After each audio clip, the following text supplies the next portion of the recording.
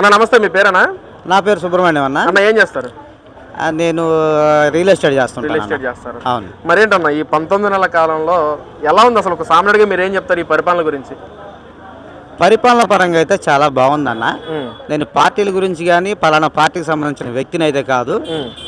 ఖచ్చితంగా పరిపాలన పరంగా అయితే అడ్మినిస్ట్రేషన్ పరంగా చాలా వరకు బెటర్ అన్న. చాలా చాలా బాగుందనే చెప్పాలి. అంటే ఈ 19 నెలల కాలంలో అసలు మీరు ఎలాంటి మార్పులు గమనించారన్న? ఈ 19 ఏళ్ల కాలంలో జనానికి డబ్బులు పంచడమే కాదు, గత ప్రభుత్వం కొంచెం డబ్బులు పంచుకుంటూ పోయేది, సంక్షేమం కరువైంది.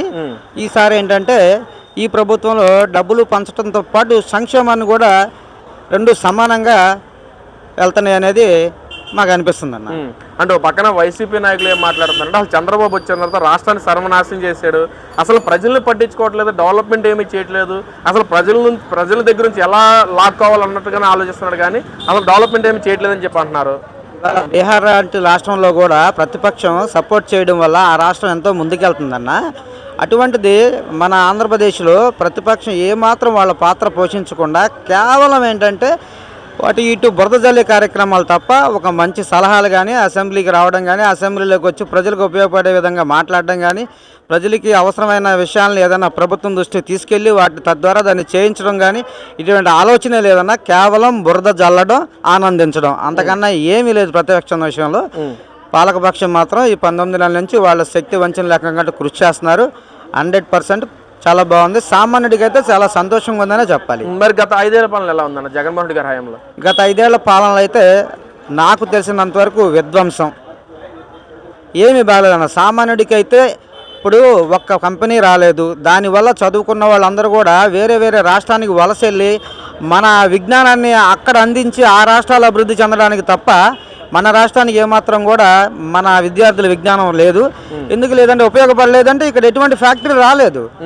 ఎందుకంటే ప్రభుత్వం మీద నమ్మకం లేకపోవడం వల్ల ఎటువంటి ఒక కంపెనీ కానీ ఇండస్ట్రీస్ కానీ ఇక్కడికి రాలేదు.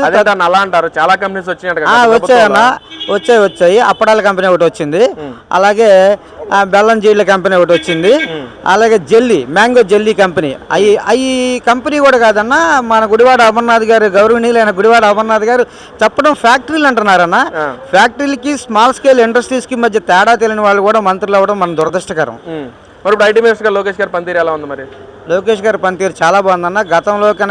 గతం కన్నా అతను చాలా పదునైన సంభాషణలు కానీ ఆయన ఆలోచన విధానం కానీ చాలా మార్పు వచ్చింది. ఖచ్చితంగా ముందు ప్రజలకు ఉపయోగపడే వ్యక్తిగా అతను తయారవుతాడు అన్నటువంటి ఎటువంటి సందేహం లేదు. అన్న మరేంటి మీరు హిందువా? మరేంటి అన్న ఈరోజు తిరుమల తిరుపతి దేవస్థానం గత పాలనలో కల్తీ జరిగిందని చెప్పి సిట్టు విచారణ చూసాము. ఒక పక్కన వైసీపీ వాళ్ళేమో అసలు కల్తీ జరగలేదు, ఎన్డీఏ కూటమి వాళ్ళ స్వలాభం కోసమే, రాజకీయ స్వలాభం కోసమే కల్తీ జరిగింది అని చెప్పి మాట్లాడుతున్నారని చెప్పి వైసీపీ నాయకులు మాట్లాడుతున్నారు. అసలు ఎలా చూడొచ్చు? అప్పుడు అసలు సిట్ ఇచ్చిన రిపోర్టు ఎవరో క్షుణ్ణంగా పరిశీలించినట్టు ప్రజలు కనపట్లేదండి. ఎందుకంటే ఆ రిపోర్ట్ని బహిర్గతం చేస్తే బాగుంటుందని నా ఉద్దేశం. ఈవెన్ చదువుకున్న వాళ్ళు కాస్త మేధావులన్నా దాన్ని అర్థం చేసుకుంటారు. ఎందుకంటే ఆ జంతు కొవ్వు కలవలేదు అని మాత్రమే ఇచ్చారు, అసలు అది నెయ్యే కాదని కూడా ఇచ్చారండి.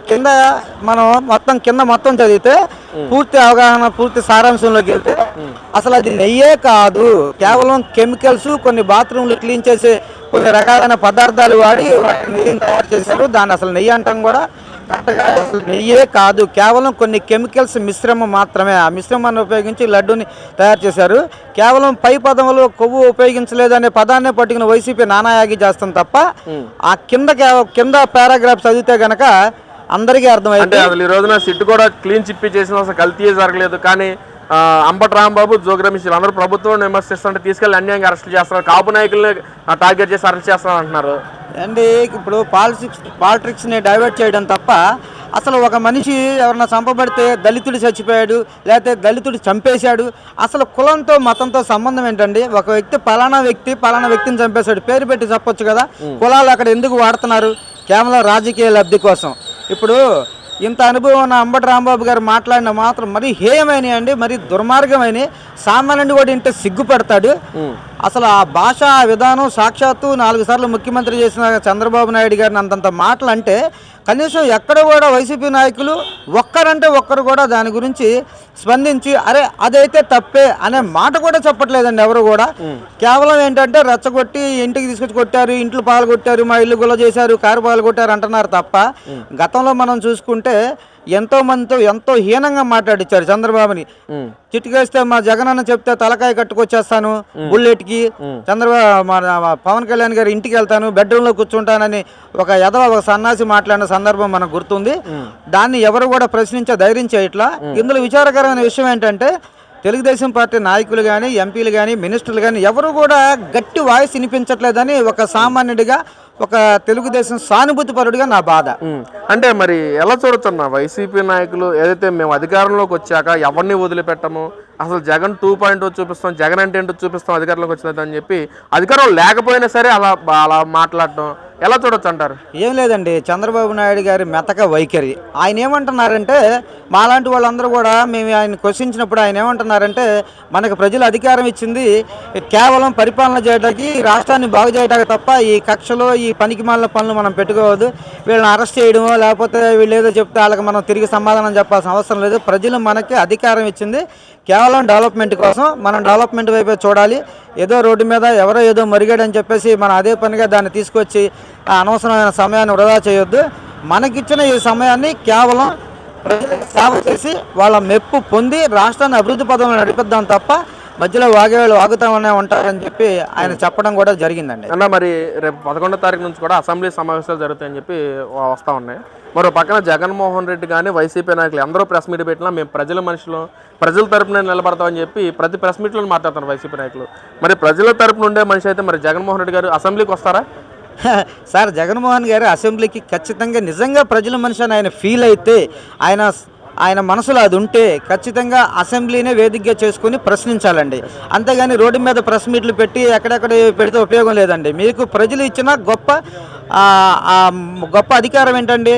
మీకు అసెంబ్లీకి వెళ్ళి మీరు ప్రశ్నించవచ్చు. కానీ మీరు అసెంబ్లీకి వెళ్లకుండా బయట నాణ్యాయిగా చేసి అక్కడ ఇక్కడ ప్రెస్ మీట్లు పెట్టి మాట్లాడడంలో ఎంత మాత్రం ఉపయోగం లేదు. ఒక వేదిక అసెంబ్లీ అనేది దేవాలయం. అటువంటి అసెంబ్లీకి వెళ్ళి మీరు క్వశ్చన్ చేయండి, మీరు సమాధానాలు ఖచ్చితంగా ప్రభుత్వం ఇస్తుంది. తద్వారా ప్రజలకు ఏం చేయాలి ఏంటి అనేది మీరు చేసుకోవచ్చు. ప్రజలు సేవ చేస్తారని చెప్పి మీ 11 మందిని గెలిపించారు. ఈ 11 మంది కూడా వాళ్ళు ఇష్టం వచ్చినట్టు మాట్లాడుకుంటూ వాళ్ళు ఇష్టం వచ్చినట్టు చేస్తున్నారు. ఇది కరెక్ట్ కాదండి. ఏ నమ్మకంతో ప్రజలు మీకైతే ఓట్లు వేశారో ఆ నమ్మకాన్ని నిలబెట్టుకోవాలంటే అసెంబ్లీకి వెళ్ళండి, క్వశ్చన్ చేయండి. ఖచ్చితంగా పాలక పక్షాన్ని మీరు ప్రశ్నించండి. ప్రశ్నించడం ద్వారా ఆయా పనులు జరిపించి ప్రజలకు మేలు చేయండి. అంటే వస్తారా జగన్మోహన్ రెడ్డి గారు? వస్తారని నేను అనుకోవట్లేదండి. ఎందుకంటే ఆయనకి పాదయాత్ర ఏదో అంటున్నారు కదండి, ఆ కాళ్ళు బలంగా తయారు చేసుకోవడానికి ఆయన బహుశా ఉక్కు కవచాలు తయారు చేసుకుంటున్నారు అనుకుంటాను. ఆయన పాదయాత్ర చేస్తే ప్రతిసారి ప్రభుత్వాలు వచ్చేస్తాయి అనుకుంటే ప్రతి ఒక్కళ్ళు పాదయాత్రలు చేస్తారండి. మరి గత 14 ముఖ్యమంత్రులు కూడా ఎవరు కూడా ఎప్పుడు పాదయాత్ర చేసి గెలిచింది ఒక రాజశేఖర రెడ్డి గారు అండి. రాజశేఖర రెడ్డి గారితో జగన్మోహన్ రెడ్డి గారు 2017లో పాదయాత్ర చేసి 19లో విజయడానికి మోగించిన 150 సీట్లతో ఇప్పుడు అదే విధంగా ఇప్పుడు 27లో పాదయాత్ర చేస్తాం, 29లో అంతకు భారీ మెజారిటీతో గెలవడానికి సిద్ధంగా ఉన్నామని చెప్పి వైసీపీ నాయకులు మాట్లాడుతున్నా. ఒక సామాన్యుడిగా మీరేం చెప్తారు అసలు? సార్, పాదయాత్ర చేసిన కాలుతో దేక్కుంటా వెళ్ళినా వైసీపీ ప్రభుత్వం అనేది ఇక్కడ రాదండి. ఎందుకంటే ప్రజలు అర్థం చేసుకున్నారు. మొట్టమొదటిసారిగా ఆయన పరిపాలన ఎలా ఉంటుంది, వాళ్ళ నాన్నగారిని మైపరిపిస్తాడేమో అనే ఉద్దేశంతో ప్రజలందరూ కూడా వాళ్ళ బాబాయిని హత్య చేయించడం, ఆ హత్యనేమో చంద్రబాబు నాయుడు చేతులు తీసుకొచ్చి కత్తిని పెట్టడం, మాలాంటి కొంతమంది అమాయకులు నమ్మడం, అరే ఇలా చేశాడండి చంద్రబాబు నాయుడు అని చెప్పేసి ఈ రకరకాల విషయాలన్నీ కూడా ఆయన అధికారంలో రావడానికి తోడ్పడినాయండి. కానీ ప్రజలు చాలా తెలివిగల వాళ్ళు. ప్రతిసారి అదే తీర్పు వస్తుంది అనుకుంటే పొరపాటేనండి.